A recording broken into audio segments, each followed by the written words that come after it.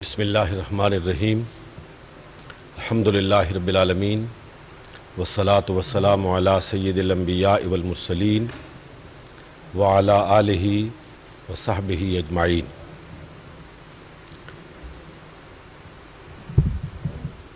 میرے انتہائی قابل احترام رفیق محترم پروفیسر شوکت حیات صاحب اور میرے دوسرے رفیق کار جناب چودھری محمد حسین صاحب، انتہائی عزتوں کے لائق وکلاء کرام، خواتین و حضرات، میرے لیے انتہائی اعزاز بھی ہے، افتخار بھی ہے کہ میں ہری پور میں اس علاقے کے انتہائی دانشور صاحبان علم و فضل سے مخاطب ہونے کا شرف حاصل کر رہا ہوں۔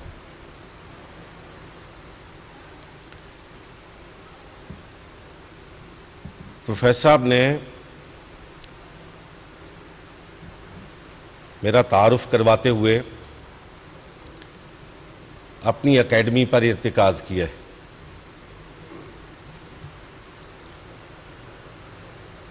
صورتحال یہ ہے کہ میں دعویٰ اکیڈمی میں ڈائریکٹر جنرل کی خدمات سر انجام دے رہا ہوں۔ کچھ عرصہ پہلے شریعہ اکیڈمی کے ڈائریکٹر جنرل ریٹائر ہوئے تو مجھے اس کا اضافی چارج دیا گیا، اور بوجوہ ابھی تک ان کا تقرر عمل میں نہیں آیا تو میں اس ذمہ داری کو نبھا رہا ہوں۔ دوسری گزارش یہ ہے کہ قانون اور بالخصوص اسلامی قانون میرا کبھی موضوع نہیں رہا ہے۔ میرا موضوع سیرت طیبہ رہا، اور میں نے لکھنے پڑھنے کا کام بھی اسی پہ کیا، اور جہاں کچھ بیان کرنے کی ضرورت پڑی تو میرا موضوع سخن بھی سیرت طیبہ ہی رہا۔ اس لیے میری اس گفتگو کو، اس تمہید کی ضرورت اس لیے پیش آئی کہ کہیں میری گفتگو کو سنتے وقت آپ مجھے کوئی ماہر قانون سمجھ کر اس معیار پر نہ تولنا شروع کر دیں۔ میں قانون کے معاملے میں بالکل ایک مبتدی کی حیثیت رکھتا ہوں، اور جو چند گزارشات آپ سے کرنا چاہتا ہوں وہ بھی بہت ہی ابتدائی نوعیت کی۔ خواتین و حضرات، اس سے پہلے کہ میں چند گزارشات پیش کروں موضوع سے متعلق، میں شریعہ اکیڈمی کے ایک کارکن کی حیثیت سے اس پروگرام میں آپ تمام حضرات کو خوش آمدید کہتا ہوں، اور مجھے اس بات پر انتہائی اطمینان اور خوشی ہوئی کہ شریعہ اکیڈمی کے پروفیسر شوکت حیات صاحب جیسے انتہائی مستعد اسکالرز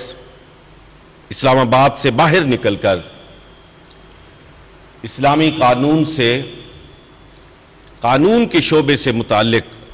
اپنے رفقاء تک اپنا پیغام پہنچانے کے لیے انتہائی مفید اور کارآمد کوششیں بروئے کار لا رہے۔ اس کے لیے شریعہ اکیڈمی کے کارکنان بھی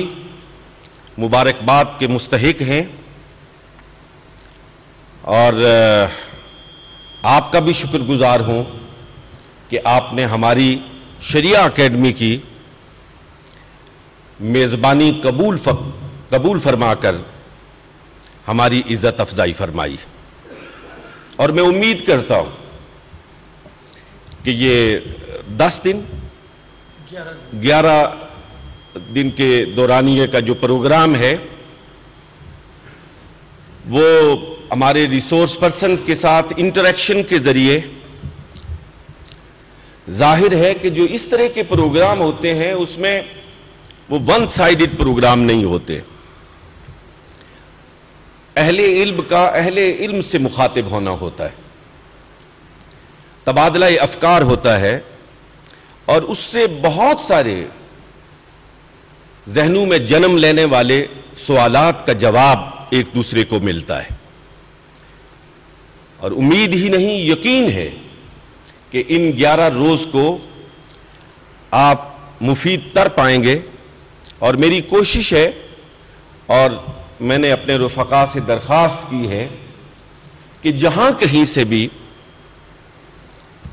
ان موضوعات پر دسترس رکھنے والے دانشور اصحاب علم و فضل میسر آئیں، انہیں یہاں تشریف لانے کے لیے دعوت دی جائے، یقیناً وہ قبول فرمائیں گے، اور یہ تعلیم و تعلم کا یہاں جو سلسلہ ہے 11 روزہ وہ بحسن و خوبی انجام پذیر ہوگا۔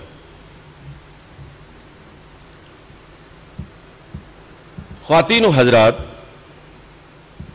آپ کا تعلق خود قانون سے ہے، اور دن بھر جو قانونی موشگافیاں ہیں ان سے مرحلہ وار آپ کو گزرنا پڑتا ہے۔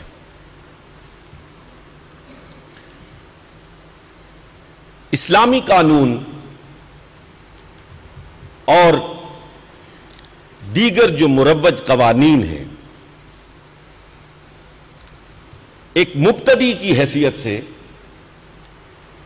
میں اس میں جو بنیادی فرق سمجھتا ہوں کہ دیگر جتنے بھی قوانین ہیں وہ انسان کے تخلیق کردہ ہے، اور جس طرح انسان کی دیگر تخلیقات پر طنز کی انگلیاں اٹھتی رہتی ہیں، اسی طرح ان کے وضع کردہ قوانین، اصول اور ضوابط پر بھی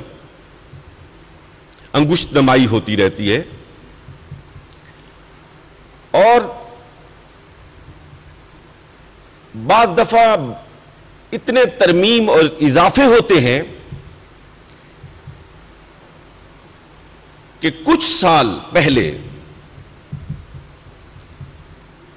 ترتیب اور تدوین کی شکل اختیار کرنے والا قانون اپنی بنیاد سے ہی محروم ہو جاتا ہے۔ حضور سرور کونین صلی اللہ علیہ وآلہ وسلم کی ولادت باسعادت سے چند سال پہلے کہ جس قانون نے شہرت دوام حاصل کی وہ جسٹینین کا تھا، اور آپ یقیناً جانتے ہوں گے، مجھ سے کہیں زیادہ جانتے ہوں گے کہ اورنگزیب عالمگیر نے جس طرح فتاوی عالمگیری کو مرتب کیا، اسی طرح اس بادشاہ نے بھی اس قانون کو مرتب کروایا تھا۔ اورنگزیب عالمگیر بھی خود ماہر قانون نہیں تھے، انہوں نے خود قانون کی تدوین نہیں فرمائی تھی، بلکہ اس وقت کے علماء اور فضلاء اور قانون سے متعلق اصحاب فکر و نظر کو جمع کر کے انہوں نے قوانین کا ایک مجموعہ مرتب کروایا جو پھر بعد میں فتاوی عالمگیری کے نام سے مشہور ہوا۔ بالکل اسی طرح اس بادشاہ نے بھی اس وقت کے علماء اور فضلاء کو جمع کر کے ایک قانونی مجموعہ مرتب کیا، لیکن اپنے دور حکومت میں ہی خود ذاتی طور پر اس میں اتنی اصلاح اور ترمیم کی کہ اس کی بنیادی شکل ہی مسخ ہو کر رہ گئی۔ لیکن مسلمان کی حیثیت سے، حضور سرور کونین صلی اللہ علیہ وآلہ وسلم کے پیروکار کی حیثیت سے، مجھے یہ کہنے میں انتہائی فخر ہے کہ اسلامی قانون کی وہ بنیادیں جو آج سے 1500 سال پہلے قانون اسلامی کے لیے رکھی گئی تھی، وہ آج بھی اسی اپنی اصلی شکل میں منوعاً محفوظ بھی ہیں، موجود بھی ہیں، اور جب تک اسلامی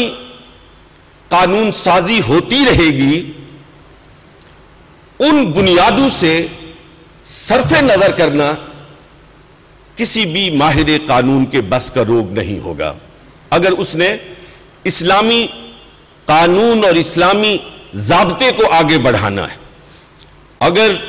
اس سے صرف نظر کر کے وہ کوئی چیز مرتب کرتا ہے، مدون کرتا ہے،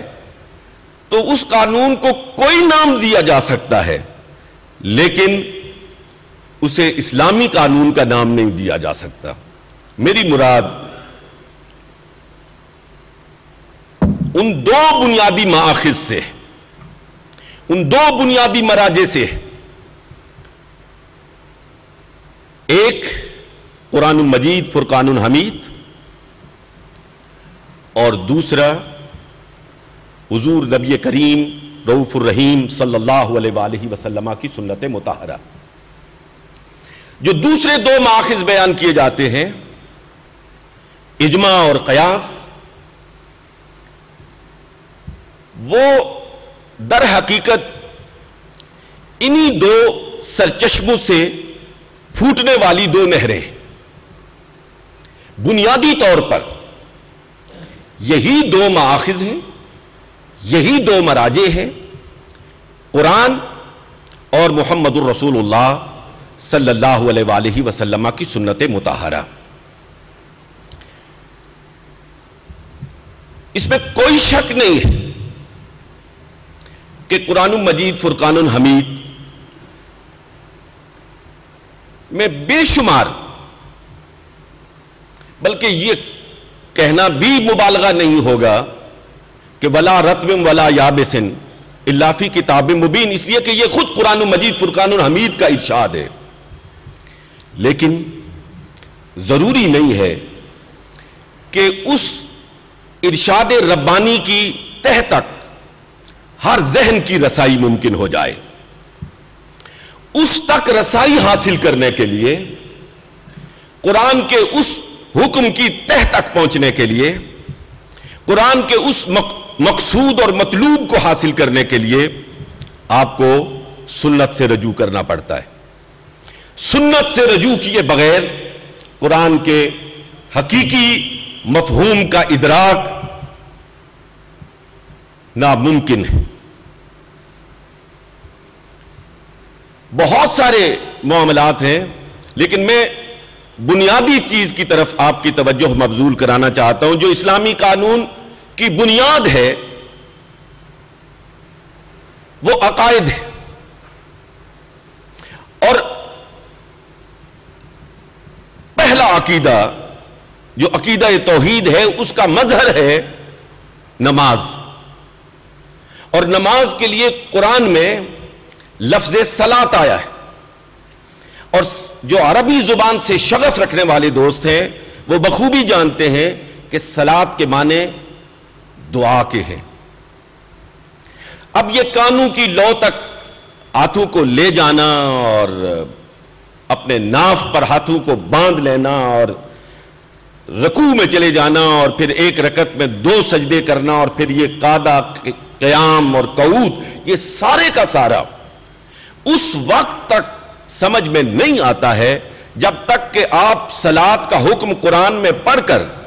اس کو سمجھنے کے لیے دروازہ رسول پر دستک نہ دیں۔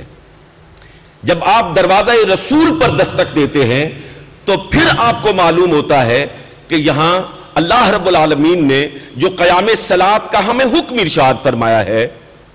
اس کا معنی کیا ہے، مفہوم کیا ہے، خدا ہم سے چاہتا کیا ہے۔ حج کے معنی ارادے کے ہیں، کہاں کا ارادہ، کس جگہ کا ارادہ، وہاں جا کر کیا کرنا ہے۔ یہ طواف کعبہ، یہ حجر اسود کا بوسہ، یہ صفا اور مروہ میں دوڑ، یہ تو سارے کا سارا اس وقت تک انسانی ذہن کے احاطے میں نہیں آ سکتا ہے جب تک کہ سرکار علیہ الصلوۃ والسلام کی بارگاہ میں حاضری نہ دی جائے۔ کہنے کا مقصود یہ تھا، میں زیادہ آپ کا وقت نہیں لینا چاہتا، کہ قرآن مجید جو منبع اول ہے، جو قانون کا ماخذ اول ہے، اس کو سمجھنے کے لیے اور اس کی تشریح کے لیے، اس کی توضیح کے لیے، اس کے شرح و بسط کے لیے سنت کے ساتھ ارتباط بنیادی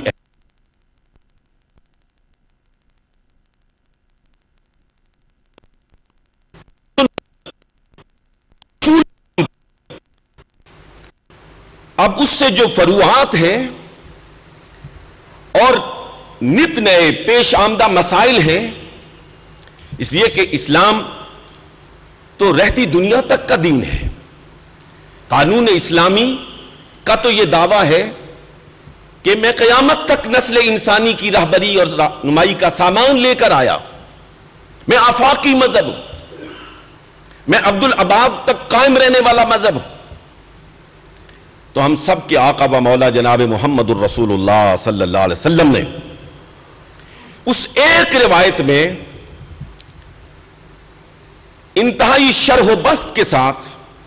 اور انتہائی عام فہم انداز میں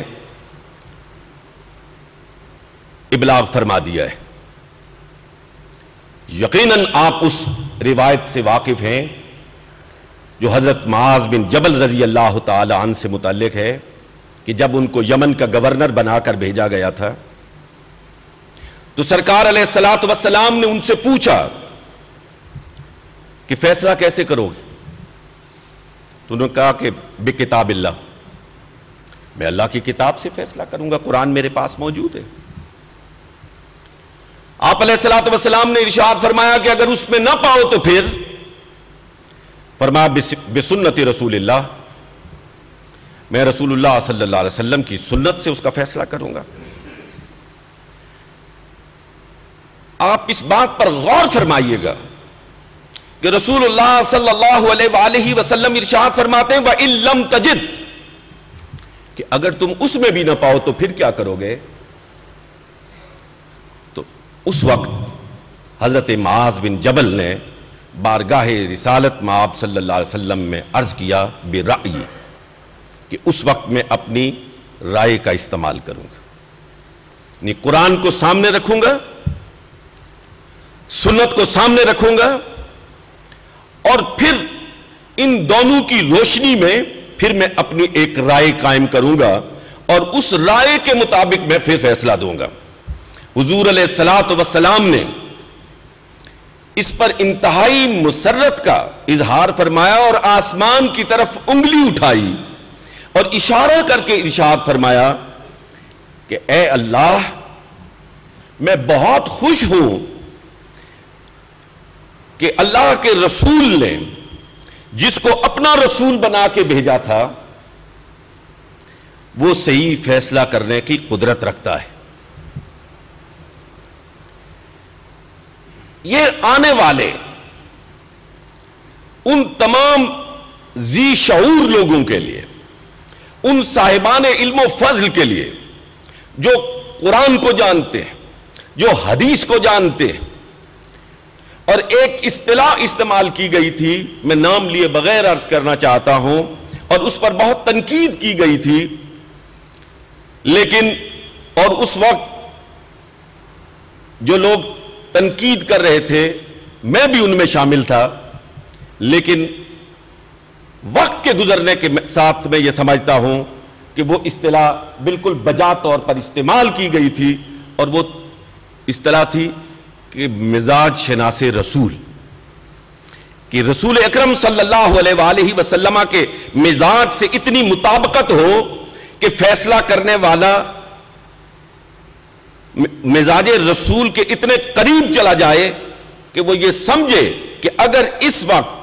یہ بات میرے آقا و مولا علیہ الصلوۃ والسلام کے حضور پیش کی جاتی تو حضور بھی یہی فیصلہ فرماتے۔ تو قرآن، سنت اور پھر اجماع، اجتہاد۔ لیکن میں یہاں رک کر ایک بات آپ کی خدمت میں عرض کرنا چاہتا ہوں کہ آج آپ کی کلاس کا آغاز ہے، ابتدا ہے، یہ بحث چھڑے گی، یہاں بڑے صاحبان علم و فضل تشریف لائیں گے، یقیناً بہت سارے سوالات اٹھیں گے، لیکن میں جس بات کی جانب آپ کی توجہ مبذول کرانا چاہتا ہوں، اور پورے دعوے کے ساتھ، پورے تیقن کے ساتھ، کہ یہ دو بنیادی سورس قرآن اور سنت، ان کا یہ امتیاز ہے کہ جس انداز سے ان کی حفاظت کا اہتمام کیا گیا ہے، مسلمانوں کے قانون کے یہ دو بنیادی مآخذ جس طرح محفوظ ہیں، اس کی نظیر دنیا کے کسی قانون میں نہیں لائی جا سکتی ہے۔ وہ ایک لمبی بات ہے کہ قرآن کی حفاظت کیسے کی گئی، وہ ایک لمبی بات ہے کہ سنت رسول کی حفاظت کیسے کی گئی۔ سنت رسول پر عام طور پر انگلی اٹھائی جاتی ہے، قرآن پر تو لوگ ذرا زبان بندی رکھتے ہیں، لیکن سنت پر کہیں کہیں زبان کھل جاتی ہے۔ میں ایک بات آپ کی خدمت میں عرض کرنا چاہتا ہوں کہ تاریخ اس کی مثال پیش کرنے سے قاصر و عاجز ہے کہ ایک ذات کی بات کو محفوظ رکھنے کے لیے کم و بیش 1.5 لاکھ انسانوں کی زندگیوں کے افعال اور اعمال کو محفوظ کر لیا گیا ہو، اور ایک شخص کی باتوں کو محفوظ رکھنے کے لیے باقاعدہ ایک علم الجرح والتعدیل کی بنیاد رکھ دی گئی ہو، یہ صرف اور صرف ذات محمد الرسول اللہ صلی اللہ علیہ وسلم کا اعجاز ہے کہ آپ کی باتوں کی تصدیق اور شہادت کے لیے اور ان کی حفاظت کے لیے اور ان کی صداقت کو قائم رکھنے کے لیے کم و بیش 1.5 لاکھ صحابہ کرام کی، ان صحابہ کرام کی جو راویان حدیث ہیں، جن سے احادیث مروی ہوئی ہیں، ان کی زندگیوں کو بھی محفوظ کر لیا گیا ہے۔ اور حفاظت کا انداز آپ دیکھیے کہ آج تو شہادت کے بہت سارے معیارات ہیں، لیکن آپ جائیں نا ہمارے فقہی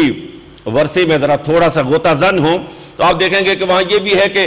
ایک ایسا شخص جو بازار میں کھا پی رہا ہو اور دھیان نہ دے کہ میرے دائیں بائیں کون جا رہا ہے، تو اس بے احتیاطی کے مرتکب کی بھی شہادت کو قبول نہیں کیا جاتا۔ تو جس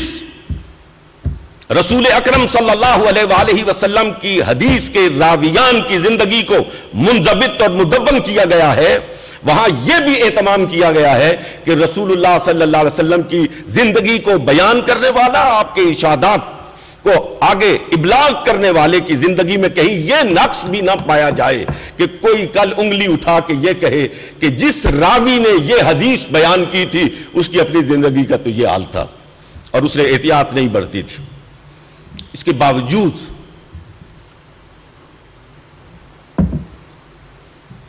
کچھ چیزیں سنت رسول میں ایک لمبی بحث ہے بوجوہ جمع ہو گئی ہیں، لیکن آپ اپنے اسلاف کے، اپنے اکابرین کے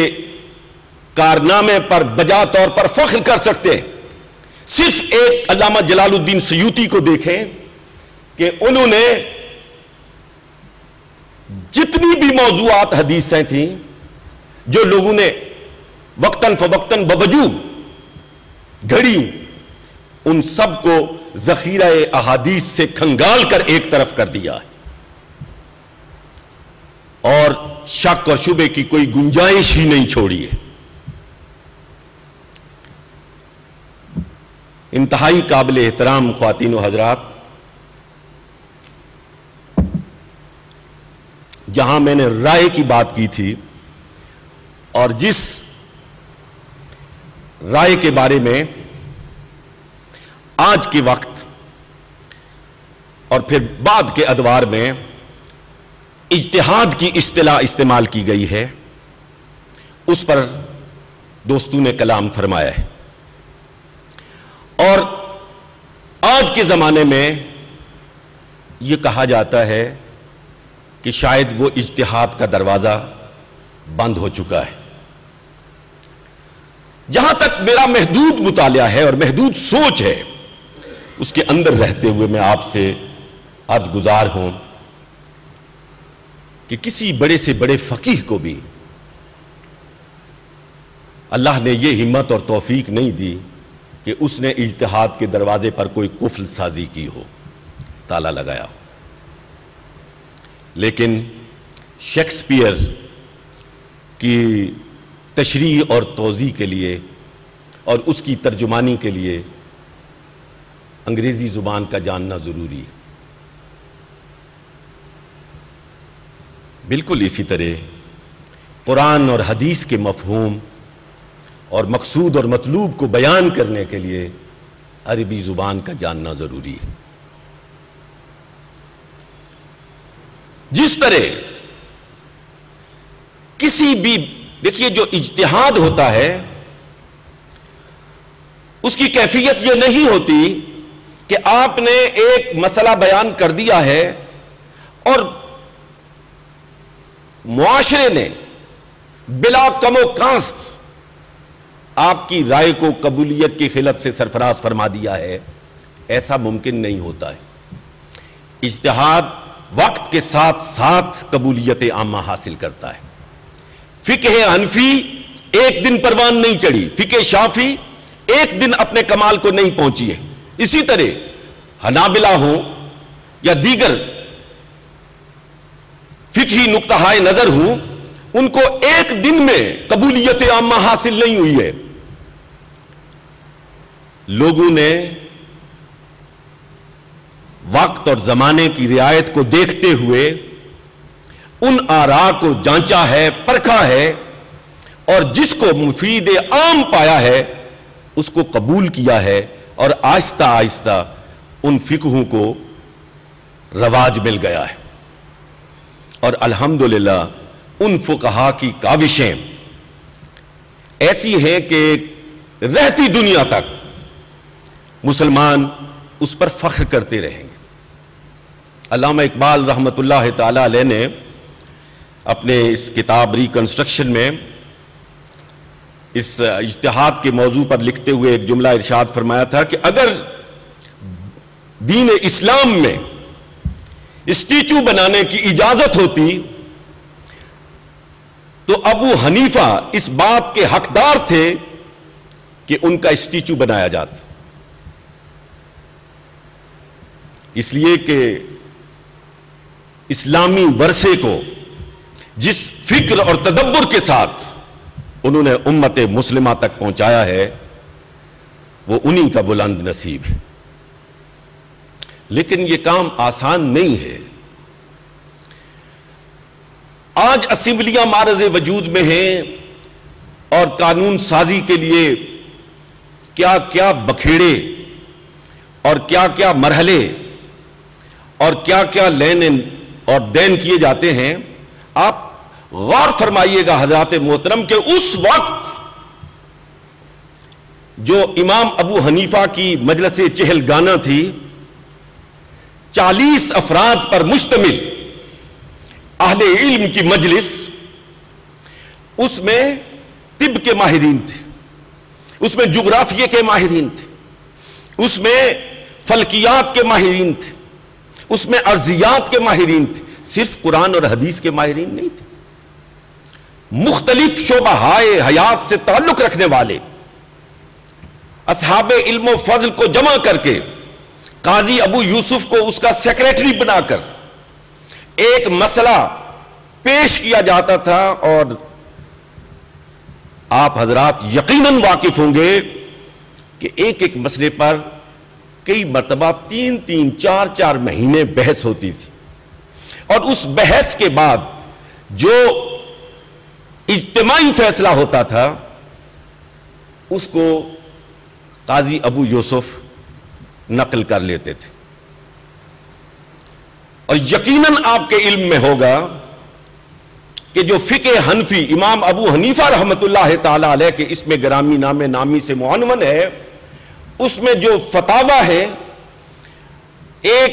رائے کے مطابق، ڈاکٹر حمید اللہ کی رائے کے مطابق زیادہ سے زیادہ 17% فتاوی امام ابو حنیفہ کی رائے کے مطابق ہے، باقی دیگر لوگوں کی اجتماعی رائے تھی جس میں امام ابو حنیفہ کی رائے شامل نہیں تھی، اور زیادہ تر فتویٰ صاحبین کی رائے پر ہے، قاضی ابو یوسف اور امام محمد رحمت اللہ تعالی علیہ کی رائے پر دیا گیا۔ دونوں امام ابو حنیفہ رحمت اللہ علیہ کے شاگرد تھے،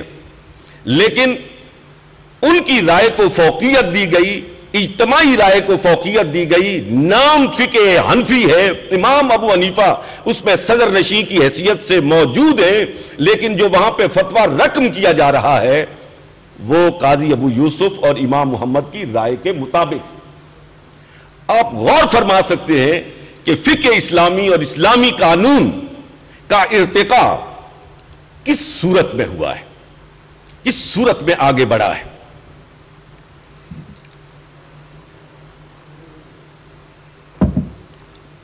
اور یہ سلسلہ مسلسل آگے بڑھتا چلا آیا ہے، اور کسی جگہ بھی آپ کا چونکہ شعبہ ہے، یقیناً آپ کے علم میں ہے کہ اجتہاد کے مختلف شعبے ہیں، شعبے نہ کہیے، ان کو درجات کہہ لیجئے۔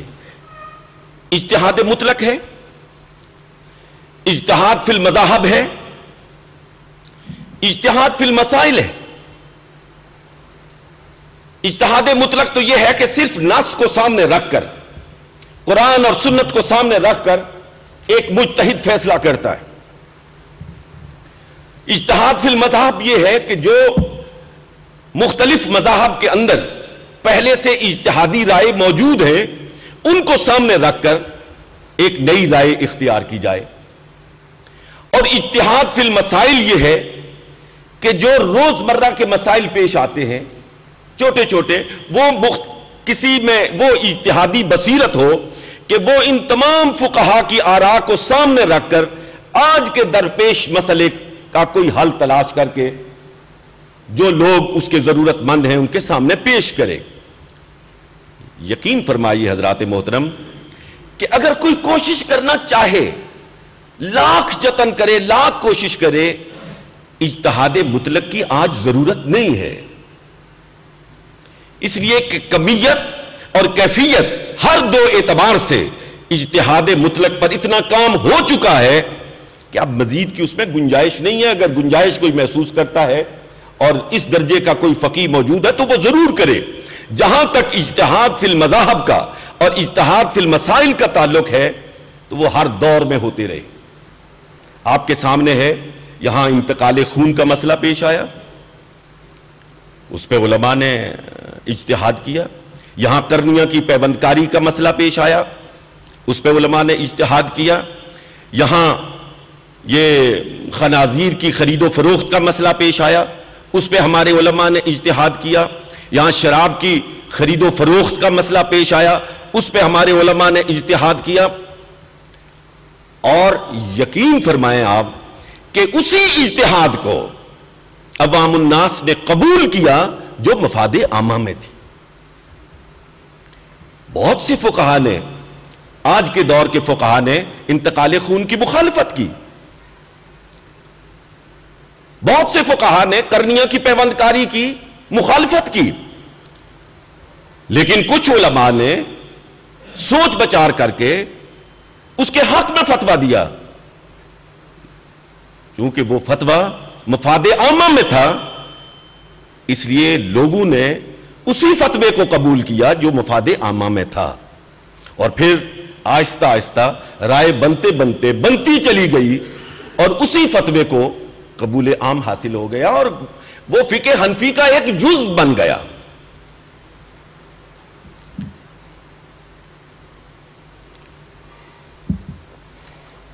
میں تو محض تکرار کے طور پر آپ کی خدمت میں عرض کر رہا ہوں، یہ ساری باتیں وہ ہیں جو مجھ سے کہیں زیادہ آپ بہتر طریقے پر جانتے ہیں۔ جو فقہ اسلامی میں چوتھا بنیادی ستون ہے وہ قیاس ہے کہ ہمارے فقہا نے جو نصوص کے ذریعے حلال اور حرام اور جائز اور ناجائز کے فیصلے ہوئے ہیں، آج کے دور میں جب ان کو کوئی اسی جیسا مسئلہ پیش آتا ہے تو ان اصولوں کو، ان بنیادوں کو سامنے رکھتے ہوئے ان پر قیاس کر کے، میں اس کے لیے اپنی بات کے ابلاغ کے لیے ایک چھوٹی سی مثال آپ کی خدمت میں پیش کرنا چاہتا ہوں، یقیناً آپ کے ذہن میں موجود ہوگی کہ شراب کی حرمت کا جو سبب بیان کیا گیا وہ سکر ہے کہ مدہوشی کی ایسی کیفیت طاری ہو جاتی ہے کہ حلال اور حرام کی، جائز اور ناجائز کی تفریق ختم ہو جاتی ہے۔ تو اب جب افیون کا مسئلہ درپیش آیا یا اس جیسی دیگر چیزوں کا مسئلہ درپیش آیا تو علماء نے اس کو قیاس کیا اس سکر پر کہ کیا ان کے استعمال سے بھی وہی کیفیت پیدا ہو جاتی ہے جو شراب کے پینے سے ہوتی ہے۔ تو جب وہ اس نتیجے پہ پہنچے کہ وہی کیفیت پیدا ہو جاتی ہے جو شراب کے پینے سے ہوتی ہے تو انہوں نے قیاس کر کے پھر وہی فتویٰ دے دیا۔ تو قیاس کی یہ وہ صورت ہے جس نے فقہ اسلامی کو، قانون اسلامی کو آگے بڑھانے میں بہت مدد دی۔ ایک آخری چیز آپ کی خدمت میں عرض کرنا چاہتا ہوں کہ جس وقت حضور نبی کریم صلی اللہ علیہ وآلہ وسلم کی بعثت مبارکہ ہوئی تو سب سے پہلے تو عقائد کا مسئلہ تھا، اور جو اللہ رب العالمین کی طرف سے ہدایات ملی وہ عقائد سے متعلق تھے۔ باقی معاملات کو مسلمان کیسے طے کرتے تھے یا ان کے بارے میں ان کا کیا رویہ تھا، کیا طرز عمل اختیار کرتے تھے، تو یہ ایک بڑی بنیادی چیز ہے جس کی طرف میں توجہ دلانا چاہتا ہوں۔ وہ مکہ مکرمہ میں اس وقت پائی جانے والی عرف و عادت تھی، اس وقت کے رسوم اور رواج تھے۔ جو کچھ اس وقت مکہ میں موجود تھا، عرف تھا، عادت تھی، رسم تھی، رواج تھا، حضور نبی کریم صلی اللہ علیہ وآلہ وسلم نے اس کو بیک جنبش قلم یا بیک جنبش زبان رد نہیں فرما دیا، بلکہ اسی پر مسلمان چلتے رہے، اور جوں جوں کسی چیز کی قباحت سامنے آتی گئی اور اللہ کی طرف سے حکم نازل ہوتا گیا، حضور علیہ الصلوۃ والسلام اس کی ممانعت کا اعلان فرماتے رہے۔ خود شراب اس میں موجود ہے، جو اولین دور ہے اس میں شراب کی حرمت کا حکم نہیں آیا تھا، چنانچہ آپ کے علم میں ہے کہ اس وقت کے مسلمان شراب بھی پیتے تھے۔ تو یہ جو عرف اور عادت ہے جس کا براہ راست عقائد دینیہ کے ساتھ کسی قسم کا تصادم نہیں ہوتا، وہ بھی اسلامی قانون کا حصہ ہوتا ہے۔ میں نے جو اپنا پی ایچ ڈی کا تھیسس تھا میرا، اس کا وہ سیرت طیبہ سے متعلق تھا کہ صدر اسلام میں جو سیاسی اور اجتماعی ادارے تھے عرب جاہلیہ میں، ان کا صدر اسلام کے جو سیاسی اور اجتماعی ادارے ان پر کیا اثرات پڑے، اور اس کا بیسک جو تھرسٹ تھا وہ اس بات پر تھا کہ کیا رسول اکرم صلی اللہ علیہ وسلم نے اس وقت جتنے بھی رسوم اور رواج تھے، جتنے بھی وہاں پہ قوانین نافذ تھے، ان سب کو مسترد کر دیا، ان سب کو قبول کر لیا، یا ان میں سے کسی کو قبول کیا اور کسی کو رد کر دیا؟ بعد میں میرا یہ تھیسس اسلامی معاشرے کی تاسیس و تشکیل کے نام سے شائع بھی ہو گیا، ادارہ تحقیقات اسلامی نے اس کو شائع کیا ہے، اور میں جو ہمارے جدید متکلمین ہیں ان کی آراء سے گزرنے کے بعد اسی نتیجے پر پہنچا تھا کہ سرکار علیہ الصلوۃ والسلام نے نہ بیک جنبش زبان سب کو مسترد کر دیا، نہ بیک جنبش زبان سب کو قبول کر لیا، جو اچھی چیزیں تھیں ان کو قبول کر لیا اور جو بری چیزیں تھیں ان کو رد کر دیا۔